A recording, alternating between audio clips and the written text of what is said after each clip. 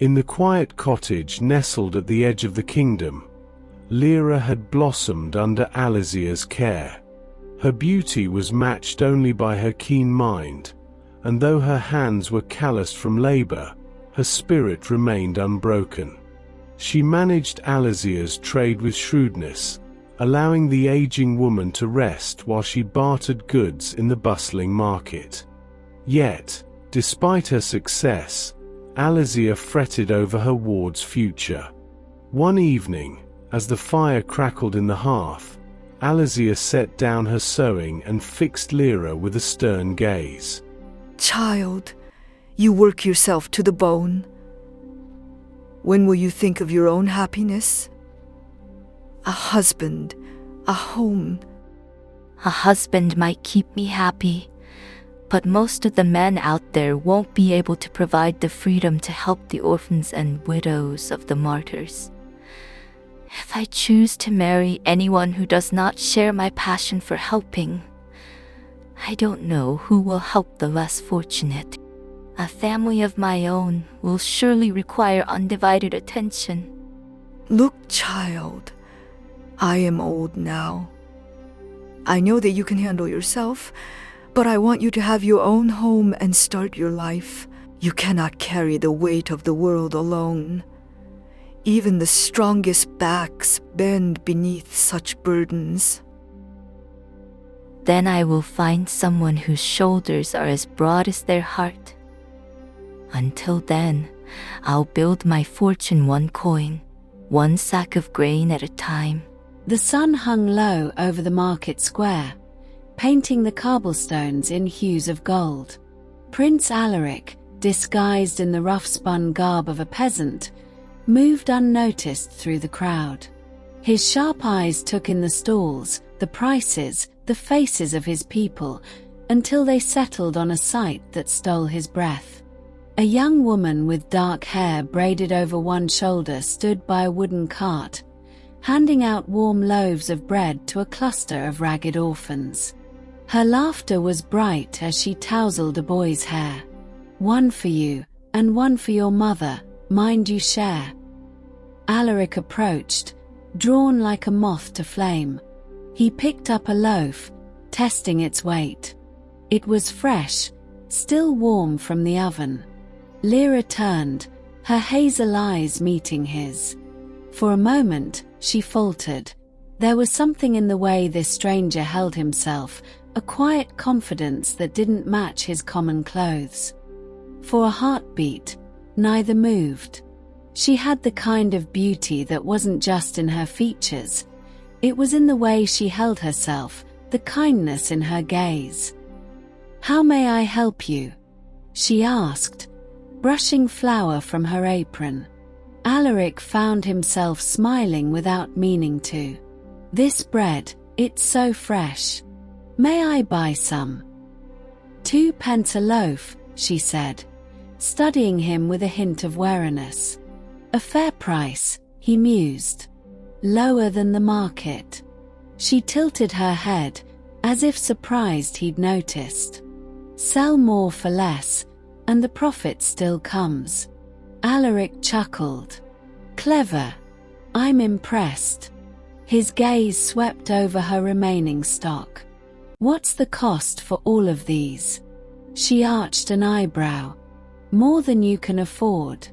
"Name the price," he challenged, leaning slightly closer. For the first time, her composure flickered. "If you can feed all these orphans and their widowed mothers, you can have my whole stock," she said, gesturing to the children. Then, with sudden fire, she added, "Or better yet, march to the castle and tell the king to end this damned war." The passion in her voice sent a thrill through him. This was no ordinary merchant girl. She spoke with the frustration of someone who had seen too much suffering. Alaric grinned. "Don't be so quick to judge. What's your name, fair lady?" She rolled her eyes. "Lira. And stop calling me fair lady. I'm no noble's daughter."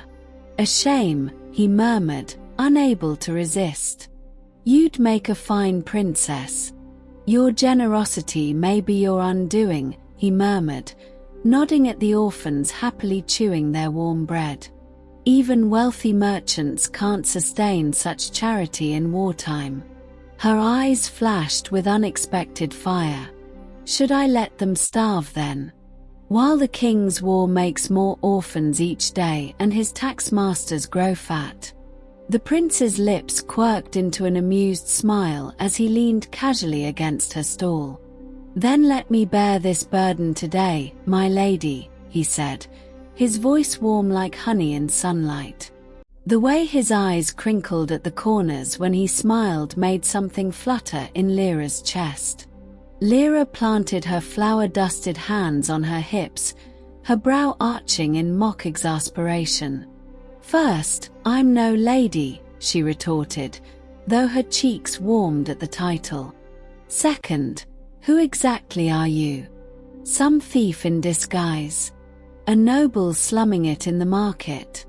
Or perhaps, she added with a teasing glint, the king himself come to inspect his domain? Alaric's rich laughter rang through the marketplace, drawing curious glances.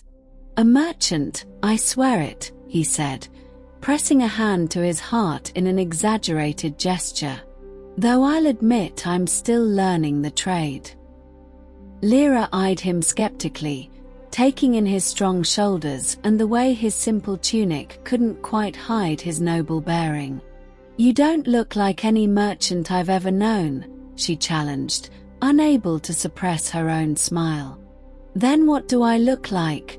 He asked, leaning closer, his dark eyes dancing with mischief. Lira pretended to consider, tapping a finger against her lips.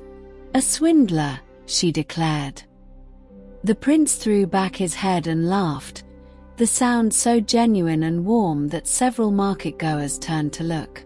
Before Lira could react, he produced a heavy pouch from his belt and set it on her counter with a decisive thud.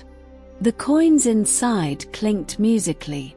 Consider every loaf sold, he said, his voice suddenly tender as he glanced at the orphans waiting nearby. Give these little angels their fill today.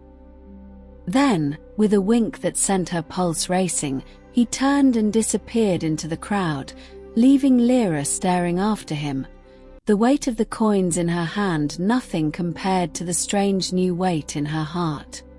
Lira stood frozen, staring at the heavy pouch of coins in her hand. The mysterious stranger had already disappeared into the bustling market crowd before she could even thank him properly. She clutched the pouch tightly, feeling the weight of his unexpected generosity. Who was that man? She wondered, kicking herself for not asking his name. As she mechanically handed out warm loaves to the orphans, her mind kept drifting back to him. The way his eyes had sparkled with amusement when she'd called him a swindler, how easily he'd laughed off her sharp words. Most merchants would have scoffed at her charity work, yet he'd not only approved but funded it generously. That night, lying in her narrow bed, Lira found herself replaying their conversation over and over. She traced patterns on the rough blanket, imagining what she might say if she saw him again. I should have been kinder, she scolded herself. Less defensive. The memory of his smile made her stomach flutter in a way she'd never experienced before. Across the room, Alizia pretended to focus on her mending, hiding a knowing smile as she watched her adopted daughter sigh and turn restlessly. The older woman recognized the signs of young love but held her tongue. Some journeys were best taken without guidance. Meanwhile, in the castle, Prince Alaric paced his chambers, equally preoccupied. Lyra's fiery spirit and compassionate heart had captivated him completely. Unlike the simpering noblewomen at court, here was a woman who worked tirelessly, not for prestige but to feed hungry children. He'd intended to visit the market again immediately, but decided to wait, let her wonder about him, let curiosity blossom into something more. For 3 days, Alaric watched from the shadows as Lira went about her work, her movements graceful even when kneading dough, her laughter bright when speaking to the orphans. He noted how she'd occasionally glance toward the market entrance, as if hoping to see someone. On the 4th morning, as dawn painted the sky in soft pinks and golds, Alaric finally stepped back into the sunlight of the marketplace, his heart beating faster as he approached her stall once more. Lira tucked a loose strand of hair behind her ear as she spoke, her cheeks still warm from their earlier exchange. "Thank you for those coins," she said, her voice softer now. "They made a real difference. And I'm sorry for calling you a swindler that day. That was rude of me." Alaric grinned, leaning casually against her market stall. "I've been called worse," he admitted. "Though I do wonder why a man with coin dresses like a commoner." "I prefer it this way," Alaric explained. "When I look like everyone else, people speak more freely. I learn more about what's really happening in the market." Lyra's eyes widened slightly. "Oh, I just realized, I never asked your name that day." "Alaric," he said with a small bow. "Alaric," she repeated, testing how it felt to say his name. "My mother always says favor strengthen friendships. You've done me a great kindness. Might I ask another favor of you?" Alaric's eyes twinkled. "Your mother's wise. But friendship goes both ways. I'll need a favor from you in return." Lira tilted her head curiously. "What do you ask?" "Meet me by the stream this evening," he said simply. Lyra's back straightened immediately. "I'm not that sort of girl," she protested. Alaric held up his hands in surrender. "Just a walk, I promise. We'll watch the sunset, get to know each other better." "Just a walk," she confirmed skeptically. "Just a walk, my lady," he teased. Lira rolled her eyes but couldn't suppress a smile. "And there's another favor, stop calling me that." Alaric laughed, the sound warm and rich. "What can I say? You carry yourself like royalty." With a final wave, he added, "I'll wait for you by the stream at dusk." As he walked away, Lira pressed a hand to her suddenly racing heart. She hurried through the rest of her work, the hours dragging until evening. When they met by the water's edge, time seemed to disappear as they talked. The sun dipped low before Lira finally noticed the darkening sky. "We should go," she said reluctantly. "It's getting late." "Let me walk you home," Alaric offered. Lira arched an eyebrow. "So you can learn where I live." Alaric chuckled. "My only intention is to ensure you get home safely." As they walked, Lira gathered her courage. "There's one more thing," she began hesitantly. "They say influence follows wealth. Since you know people in the castle, could you have someone look into the tax collectors? I'm certain they're taking more than the king allows." "You have proof?" Alaric asked, suddenly serious. "Look at their fine houses." Lira exclaimed. "Men who were peasants just years ago, now dripping in gold."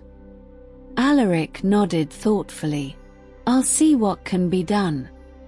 The promise hung between them as they reached Lira's cottage, the first of many exchanges that would bind their lives together.